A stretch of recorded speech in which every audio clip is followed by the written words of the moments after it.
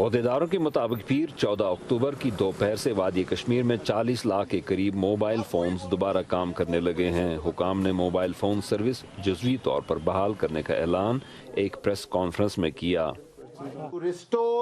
جموں کشمیر کے باقی ماندہ علاقوں میں موبائل فون سروس بحال کرنے کا فیصلہ کیا گیا ہے۔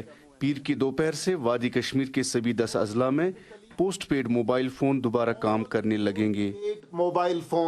وادی کشمیر میں موبائل فون استعمال کرنے والے صارفین کی کل تعداد 1 کروڑ کے قریب ہے۔ اگرچہ حکومت نے لینڈ لائن فونز کے بعد اب postpaid mobile phone service بھی بحال کر دی ہے، وادی میں 60 لاکھ کے قریب پری پیڈ موبائل فون ابھی بھی بند پڑے ہیں۔ انٹرنیٹ سروسز بھی مسلسل 74 روز سے معطل ہیں۔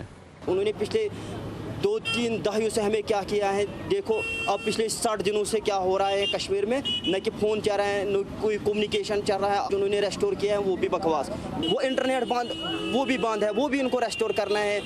انٹرنیٹ اور موبائل فون سروسز پر عائد پابندی کی وجہ سے بالخصوص طالب علموں، ڈاکٹروں اور دوسرے طبی عملے، ذرائع ابلاغ سے وابستہ افراد، ٹریول ایجنسیوں جیسے شعبوں اور ان سے وابستہ افراد کو شدید دشواریوں کا سامنا کرنا پڑا ہے۔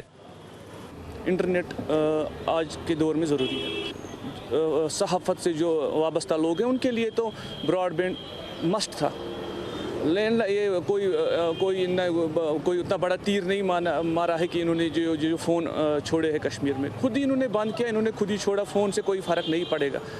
کشمیر میں مواصلاتی بلیک آؤٹ کو ختم کرنے کے لیے بھارتی حکومت کو انسانی حقوق اور شہری آزادیوں کے لیے کام کرنے والے مقامی اور بین الاقوامی اداروں اور بعض حکومتوں کی طرف سے تنقید اور دباؤ کا سامنا کرنا پڑا ہے۔